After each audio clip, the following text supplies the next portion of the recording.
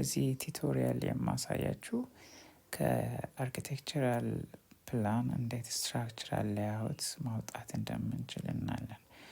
እዚህ አውቶካድ ድሮዊንግ ላይ እንደምትመለከቱት G+1 የሆነች ሬሲደንሻል ቢልዲንግ አለልን። here we have a section view። ከዛ እዚህ ጋር ደግሞ ግራውንድ ፍሎር ምን እንደሚመስል ፋንክሽናል ኤሪያዎችን ማየት እንችላለን። ከዛ በመቀጠል we have first floor plan። እዚህ ጋም ፋንክሽናል ኤሪያዎችን ማየት እንችላለን። ለምሳሌ at this point we have bedroom። እዚህ ጋም ሌላ ቤድሩም አለልን። ወደዚህ ስንመጣ ደግሞ ስቴርኬዝ አለ። እዚች አካባቢ ደግሞ ሌላ ሶስተኛ ቤድሩም አለን። ከዛ እዚህ ደግሞ we have shower or toilet አለልን። ግን እዚህ ጋር ባዝሩም አለ። ከዛ ባልኮኒ አለ። ከዚህ ፍሎር ፕላን አሁን እንዴት ስትራክቸራል ሌአውት ወር ስትራክቸራል ዲዛይን ለምንጠቀመው ስራ እንዴት ስትራክቸራል ሌአውት ማውጣት እንደምንችል እናያለን።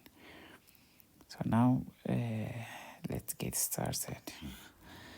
በመጀመሪያ ደረጃ ስትራክቸራል ሌአውት ምን መያዝ እንዳለበት እንወቅና ወይም ምን መያዝ አለበት ስትራክቸራል ሌአውት እሱን ካየን በኋላ ወደ ፍሎር ፕላናችን ሄደን የኛን ስትራክቸራል ሌአውት ከዚህ አሁን ከተሰጠው ፍሎር ፕላን which is architectural plan ሌአውቱን እናወጣለን።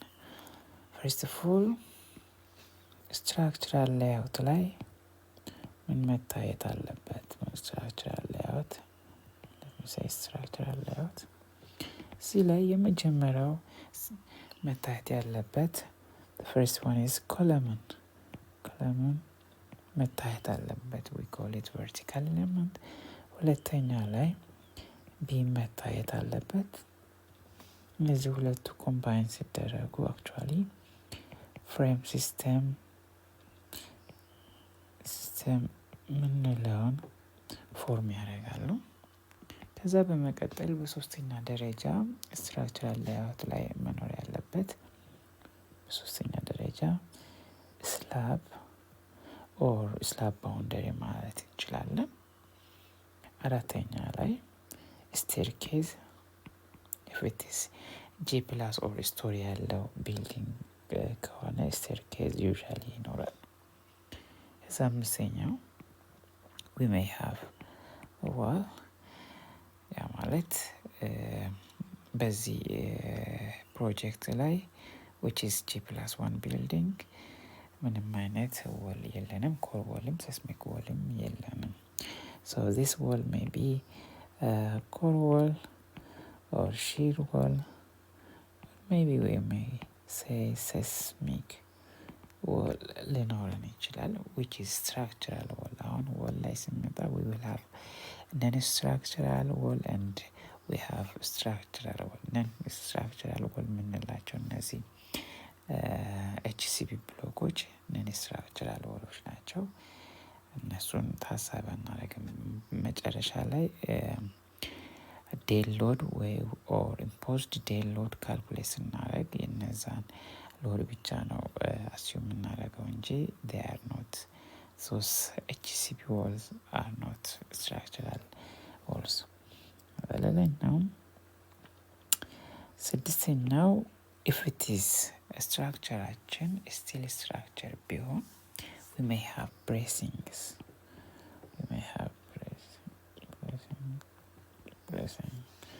ይኖረናል when we have still STR structure ሲኖረን ይሆናል።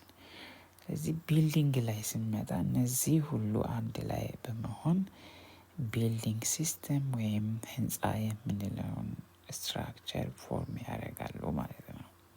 ናው ወደ ፍሎር ፕላናችን እንሄድና የኮለን ሎኬሽን እናውጣ። እዚህ ጋር እንደምንመለከተው አርኪቴክቱ እዚህ ጋር ብላክ አርጎ ሀች ያደረጋቸው ነገሮች የኮለን ሎኬሽኖች እንደሆኑ እረዳለሁ። ምናልባት አንዳንዴ በጣም የተጠጋጉ ኮለኖች ሲያጋጥሙን ኦሚት ማድረግ እንችላለን። ሶ አርኪቴክቱ ፕሮፖዝ ያደረገውን ስትራክቸራል መሀንዲሱ ሞዲፋይ ማድረግ ይችላል ማለት ነው። ናው የመጀመሪያዋ ኮለን at this location ያ ማለት at axis 1 and a የሚገናኙበት ሎኬሽን ላይ አገኛለሁ።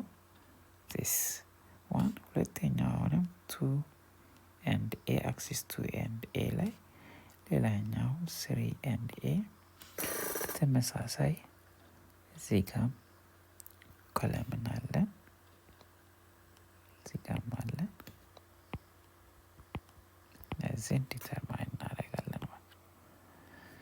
እዚህ ጋር አለልን። ወደዚህም ስንመጣ እነዚህ ፖይንቶች ላይ ኮለምን ይኖረናል። አሁን በፍሎር ፕላኑ ላይ የሚያስፈልጉን ኮለኖችን ነንበራቸውን ማወቅ እንችላለን። እዚህ ጋር ሲ አክሲስ ላይ 4 አለን፣ ቢ አክሲስ ላይ 4 አለን፣ ኤ አክሲስ ላይ 3 አለን። በጠቅላላ 11 ኮለም አለን ማለት ነው ለዚህ ፕሮጀክት። በመቀጠል ፍሬም ሲስተም እንዲሰራለን ኮለኖቹን በቢም ነው የምናገናኘው።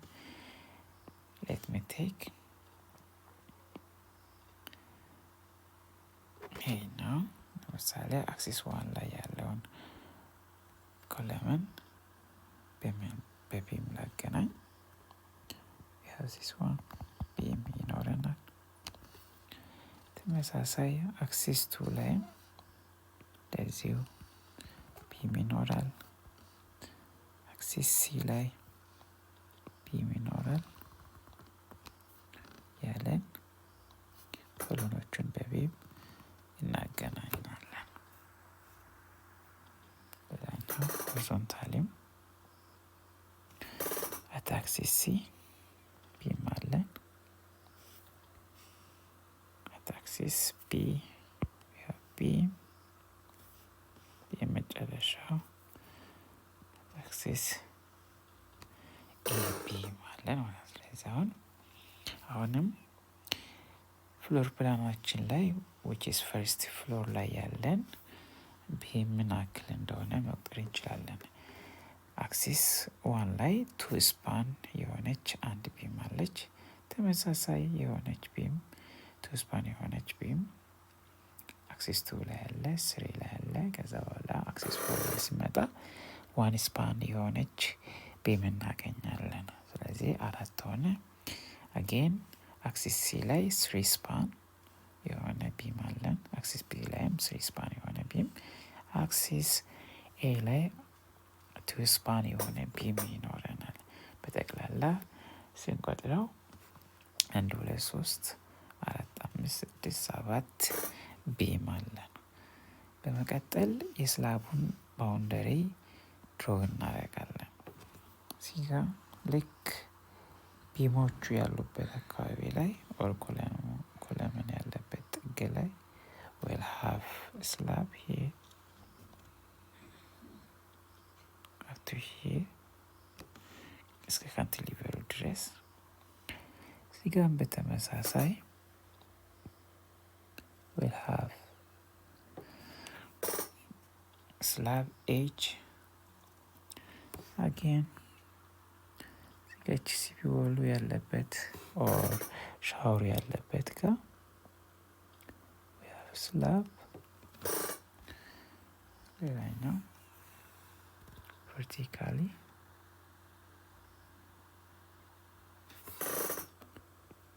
እናገኛለን። እዚጋም በተመሳሳይ ስላብ ኤጅ ይኖረናል።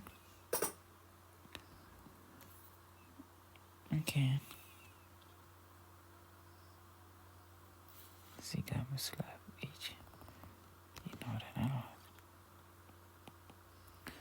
አሁን በብላክ ከለር ያሰመርኩት የስላብ ኢሜጅ ነው ማለት ነው። ምናልባት ማይታይ ከሆነ ቦልድ ላድርገው ልቀማቸው። this one again እዚህ ጋር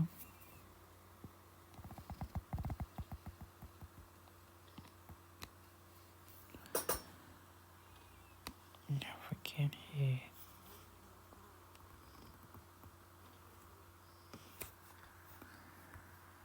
no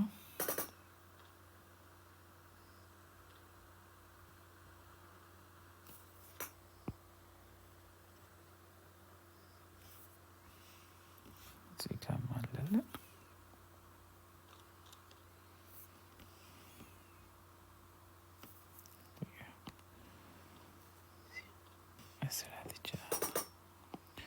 now we got our slab boundary በመቀጠል የስቴርኬዙንም ማሳየት አለብን።